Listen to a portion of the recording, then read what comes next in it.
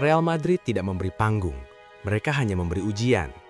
Dan di awal musim 2025-2026, Rodrigo Goes hampir gagal di ujian itu.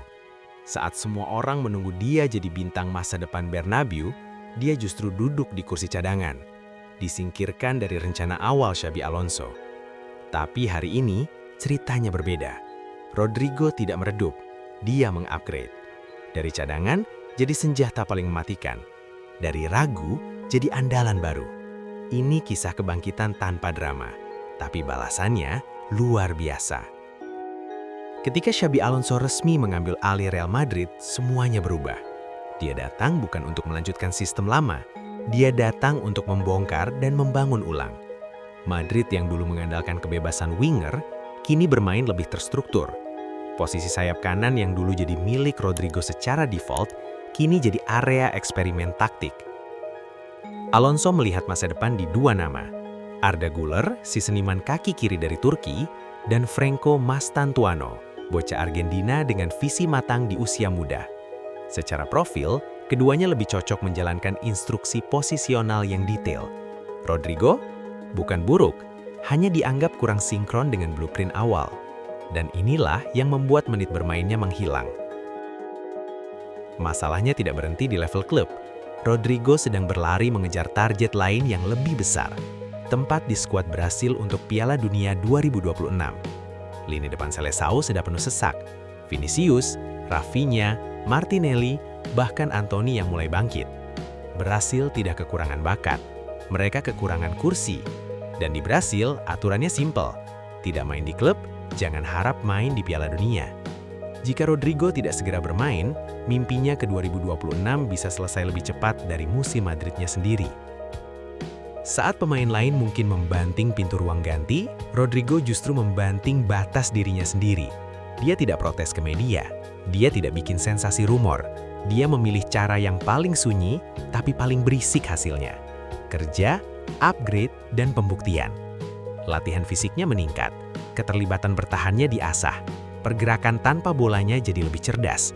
Dia mulai mempelajari bukan hanya cara bermain sebagai winger, tapi cara dibutuhkan di banyak posisi. Karena jika dia tidak bisa masuk ke sistem, dia harus jadi pemain yang bisa masuk ke semua sistem. Dan akhirnya, kesempatan itu datang bukan karena rencana, tapi karena keadaan. Real Madrid diterjang badai cedera di lini tengah dan sayap. Alonso butuh pemain yang siap main sekarang, bukan yang siap di masa depan. Dan panggung darurat itu muncul di malam besar Liga Champions, Real Madrid versus Manchester City.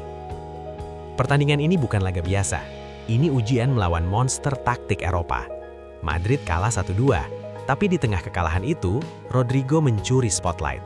Dia dimainkan sebagai gelandang kanan dalam formasi 4-4-2. Bukan sayap, bukan penyerang, tapi peran hybrid yang menuntut kecerdasan dan stamina.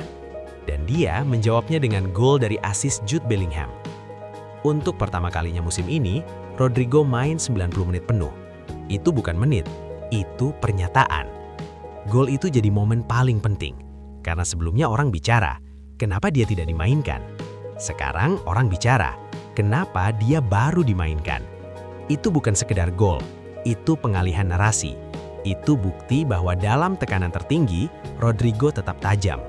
Fans Madrid mulai bersuara lagi, analisis berubah, dan yang paling penting, kepercayaan pelatih mulai tumbuh.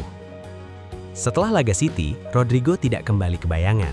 Dia justru mengambil peran yang lebih besar. Dalam 4 laga terakhir sebagai starter, dia mencatat 2 gol dan 3 assist. Itu 5 kontribusi langsung dalam 4 pertandingan. Produktivitas yang dulu ditunggu, kini jadi kebiasaan.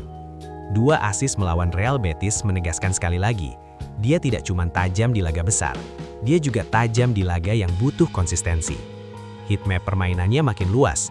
Dia muncul di half space, di sayap, di tengah, bahkan saat transisi bertahan. Rodrigo bukan lagi pemain yang menunggu bola, dia pemain yang menggerakkan alur bola. Xabi Alonso akhirnya mengeluarkan kalimat yang semua orang tunggu. Rodrigo bisa bermain di seluruh posisi lini depan. Semakin sering kita libatkan dia, langkah berikutnya akan semakin baik.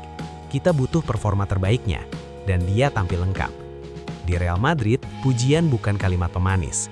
Pujian adalah kontrak sosial baru. Jika pelatih memuji, itu artinya dia masuk rencana.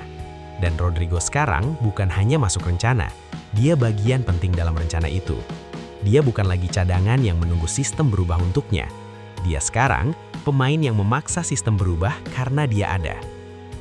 Fans Real Madrid tidak mencintai drama, mereka mencintai kebangkitan. Mereka tidak terikat pada alasan kenapa pemain gagal. Mereka terikat pada alasan kenapa pemain bangkit. Dan Rodrigo memberi mereka alasan itu. Diam di awal bukan berarti hilang. Diam di awal berarti mengamati sebelum menyerang. Dan ketika dia menyerang, dia tidak lagi menggunakan kecepatan. Dia menggunakan kecerdasan, fleksibilitas, dan output. Arda Güler dan Mastantuono memang masa depan Madrid, tapi masa depan butuh waktu. Sementara Madrid butuh jawaban hari ini. Dan jawaban itu sekarang bernama Rodrigo. Dia tidak menggeser masa depan. Dia hanya menegaskan bahwa masa kini juga butuh bintang. Dan dia bintangnya. Perubahan statusnya bukan karena diberi, tapi karena direbut.